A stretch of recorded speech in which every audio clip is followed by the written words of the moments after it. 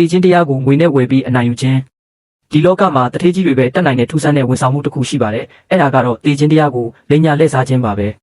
ကမ္ဘာအချမ်းသာဆုံးပုဂ္ဂိုလ်ကြီးတူဟာကုမရတဲ့ယောဂဝေဒနာခံစားနေရပြီးအသက်ရှင်ဖို့6လပဲအချိန်ကြာမှာတော့တယ်သူ့ရဲ့အကြီးမားဆုံးနောင်တကတော့တရားမှာထက်သူ့ရဲ့စီးစိမ်တွေကိုမတုံးလိုက်ရပဲတည်ဆုံသွားရမှာပေါ့ဒါကြောင့်သူဟာ Phoenix Biogenics ဆိုတဲ့လှုပ်ဝက်ကုမ္ပဏီတစ်ခုကိုဒေါ်လာ1 ဘီလီယံပေးချေပြီးမတိမျိုးဖြစ်အောင်လုပ်ဖို့ဆုံးဖြတ်လိုက်ပါတယ်ခန္ဓာကိုယ်အစ်စ်လဲလှယ်ခြင်းဒီနီလန်းကတော့ရုပ်ရှင်ပါတယ်လူတစ်ယောက်ရဲ့စိတ်ဝိညာဉ်ကိုနှုတ်ပြကျမ်းမာတဲ့ခန္ဓာကိုယ်အစ်စ်ထဲကိုပြောင်းရွှေ့လိုက်တာပါတထေးကြီးဟာခွဲစိတ်မှုအပြီးမှာမျက်လုံးဖွင့်ကြည့်လိုက်တဲ့အခါတကယ်ပဲနှုတ်ပြတဲ့လူငယ်တစ်ယောက်ရဲ့ခန္ဓာကိုယ်ထဲကိုရောက်သွားခဲ့ပါပြီဘေးကကရင်ပေါ်မှာတော့သူ့ရဲ့အရင်ခန္ဓာကိုယ်ကိုကြီးကတက်မဲ့အလောင်းဖြစ်ကြံရိတ်ခဲ့တာကိုထိတ်လန့်ဖွယ်တွေ့လိုက်ရပါတယ်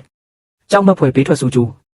ခန္ဓာကိုယ်အစ်စ်နဲ့လေ့ကျင့်ခန်းတွေလုပ်ပြီးအသားကျအောင်ကြိုးစားနေရင်တလအကြာမှာတော့ထူးဆန်းတာတွေဖြစ်လာပါတယ်ခေါင်းတွေအရန်ကိုကိုက်ခဲလာပြီးသူနဲ့လုံးဝမသက်ဆိုင်တဲ့သစိမ်းတစ်ယောက်ရဲ့မှတ်ဉဏ်တွေသူ့ကောင်းထဲကိုအလူရက်ဝင်ရောက်လာပါတော့တယ်ဒီခန္ဓာကိုယ်အစ်စ်ကတကယ်ပဲတက်ခွဲခန်းထဲမှာဖန်တီးထားတဲ့ခန္ဓာကိုယ်အလွတ်တစ်ခုလား